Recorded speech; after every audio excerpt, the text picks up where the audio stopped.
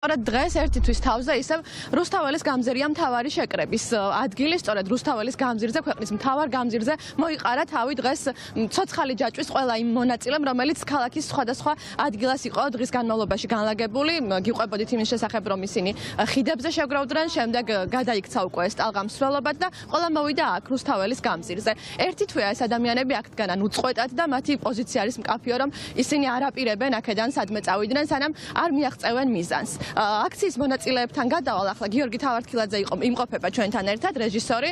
გიორგი, მთელი ეს ერთი თვეა ხართ აქ, გახართ აქ რუსთაველის გამზირზე თითქმის ყოველ დღე, ხომ? როგორია თქვენი აი ამ ერთი თვის თქვენეული შეფასება, რას ფიქრობთ, როგორ გაიზარდა სამოქალაქო საზოგადოება, რა ფორმა მიიღო პროტესტმა და აი ამ ფონზე როგორ გამოიყურება ერთი თვის შემდეგ ქართული ოცნება?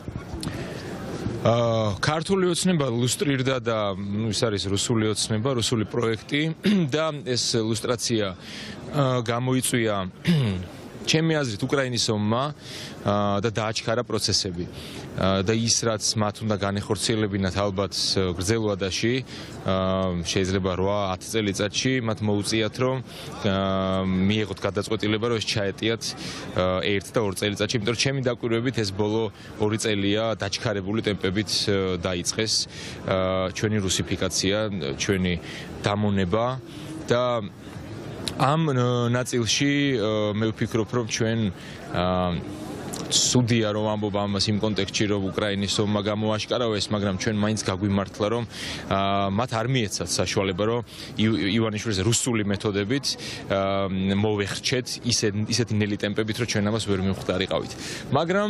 მაგრამ აღმოჩნდა რომ ჩვენ ვართ იმდენად გაზრდილები რომ კრემლს ეს არც დაესიზმრებოდა არათუ ივანიშვილს რა თქმა უნდა ჩვენ პირადად ივანიშვილთან დიდი ხანი აღარ გვაქვს საქმე და პირდაპირ კრემლთან გვაქვს და კრემლი ეს არის რაღაც სტატიკური, უბედური, ერთი მხრივ მზაკრული და საშინელი ორგანიზაცია, მაგრამ მეორე მხრივ ისეთი მოუქნელი და რეგვენი, რომ ყველა ჯერზე საუკუნეებია აგებს და აგებს. რა თქმა უნდა FSB არა საუკუნეების განმავლობაში, მაგრამ ბოლო 10 წლეულებია რაც არსებობს FSB, რაღაცას მიაღწევს და მუდმივად აგებს და აგებს იმიტომ რომ ის მუდმივად უპირისპირდება ისეთ ცოცხალ პროცესებს, როგორიც ამ კონკრეტულ შემთხვევაში არის საქართველო, არის ქართული საზოგადოება და ქართულმა საზოგადოებამ მაჩვენა, რომ მას შეუძლია ბრძოლა აწარმოოს პლუს უსასრულობით ვადებში.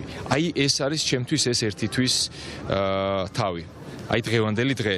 მე ვხვდები რომ ეს მხოლოდ ერთი თვე კი არ არის, ეს შეიძლება იყოს 1 წელიც, 2 წელიც თუ საჭირო იქნება. თუმცა ჩემი პირადი მოლოდინი არის ის, რომ ძალიან მალე ჩამოიშლება ქართული ოცნება, ის ვიწროვდება, ესე იკუმშება თანდათან, ბოლოს დაემსგავსება კურკას და ამ კურკასავით გადავაგდებთ ჩვენ. თუმცა მაინც მინდა აღვნიშნოთ და ვთქვა ის, რომ ეს არ იქნება იული პროცესი, ჩვენ ძალიან რთულ ფაზაში შევდივართ, ფაზაში, რომელსაც ქვია უტიფარი ტერორისტული დაჯგუფება, რომელსაც ოკუპირებული აქვს საქართველოს ხელისუფლება და საქართველოს სხვადასხვა ინსტიტუციები და ის გამოიყენებს ყველა შესაძლო მეთოდს, რომ შეინარჩუნოს ეს კურკად ყოფნის მომენტი და ჩვენ მე არც მინდა იმის თქმა, რომ იმედი მაქვს თქვან მინდაძა, იმიტომ დარწმუნებული ვარ, რომ ეს ასე იქნება. ჩვენ მოვედით აქამდე მშვიდობით, იმიტომ რომ ჩვენ გვინდა მშვიდობა, ჩვენ გვინდა დემოკრატია და ის ვისაც უნდა დემოკრატია და მშვიდობა, ის მშვიდობით და დემოკრატიით მოქმედებს.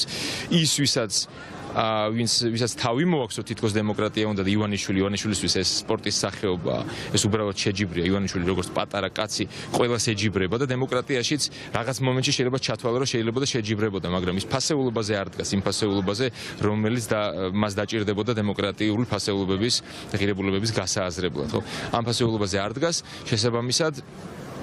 შესაბამისად მან შექმნა ის მინი სამყარო, რომლისთვისაც დემოკრატია არის აბსოლუტურად უცნობი მოცემულობა.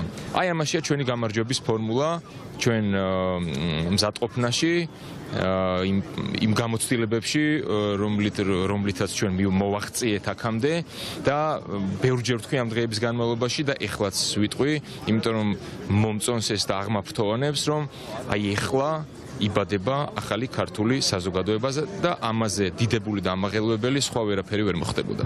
დიდი მადლობა უსმენთ გიორგი თავართხილაძეს, რეჟისორს, რომელიც ჯერ კიდევ იმ დროიდან დგას საპროტესტო აქციებზე, რაც კინოცენტრი მიიტაცა თეა წულუკიანმა და აპროტესტებს ქვეყნის გარუსებას. გიორგი ბუტიკაშვილი იმყოფება ასევე ჩვენთან ერთად კოალიცია ცვლილებისთვის ერთ-ერთი წევრი. გიორგი, პროტესტის ერთი თვის თავზე შეკრებილი ისევ სამოქალაქო საზოგადოება, ცოცხალი ჯაჭვი და დასანქცირებული ოლიგარქი. როგორ აფასებ ამ ერთ თვეს ერთი მხრივ სამოქალაქო საზოგადოების ზრდადობას და მეორე მხრივ ქართული ოცნების ქმედებებს? პირველი ის არის, რომ ეს სანქციები არის ჩვენი მონაპოვარი, ჩვენი ხალხის იმ პროტესტის 31-11 დღე არის და ხალხი არ ჩერდება ქუჩაში. ეს ჩვენი ძალიან დიდი დამსახურება იმ მშვიდობიანი პროტესტის და ქართული ოცნების ის ნეგადასული ძალადობის, რომელიც მათ საკუთარ ხალხის წინაშე ჩაედინეს, ანუ ფაქტობრივად მათ ომი გამოუცხადეს, აი რისთვისაც რა პროპაგანდას ავრცელებდნენ, რომ ომის თემაზე საკუთარ ხალხს მოუწყეს ომი და ისეთი ავტორიტარული სახელმწიფოები და ისეთი ავტორიტარული რეჟიმები, როგორც ქართული ოცნება, სინამდვილეში რუსული ოცნება, სწორედაც დასავლური სანქციებით ჯილდოვდებიან ხოლმე, როგორც წესი, იმიტომ რომ მათ გამოუთხარეს ძირის ქართულ დემოკრატიას, მათ გამოუთხარეს ძირის სახელმწიფოებრიობას და ფაქტობრივად გადასცეს რუსეთს. შესაბამისად, დასავლეთი ჩვენი პარტნიორები, ჩვენი ხალხის გვერდით განან და სწორედ ამაში გამოიხატა ის სანქციები, თუმცა ამ სანქციებმა ივანიშვილს მისცა კიდევ ასევე შანსი.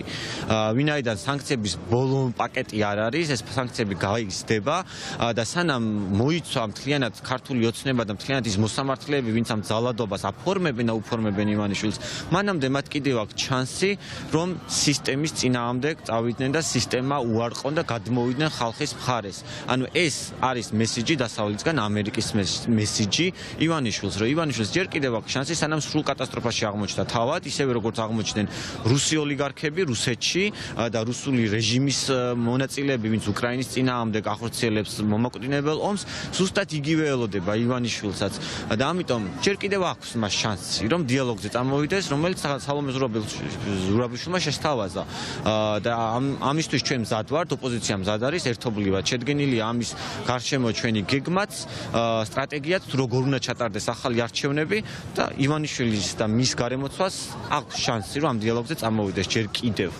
მადლობა. გიორგი ბუტიკაშვილს უსმენთ პირდაპირ ეთერში, გადავინაცვლოთ ცოტა მარცხენა მხარეს. მოქალაქეები აქ დღის 5 საათიდან უკვე არიან შეკრებილი. პირველი მარში სწორედ 5 საათზე მოვიდა აქ ბარათაშვილის ხიდიდან და გადაიკეტა რუსთაველის გამზირი. მას შემდეგ აქ უძრავად დგანან მოქალაქეები, რომლებსაც უერთდებოდნენ სხვადასხვა მარშის წევრები. აქ ასევე ჩვენთან ერთად იმყოფება ლევან სანიკიძე. ლევან, შენც უნდა გკითხო პროტესტის ერთი თვის თავთან დაკავშირებით. ერთი თვის თავზე როგორ გამოიყურება სამოქალაქო საზოგადოება, რომელიც დღეს ცოცხალ ჯაჭვში იდგა და როგორ გამოიყურება ქართული ოცნება, რომელსაც უკვე დასანქცირებული ოლიგარქი ყავს.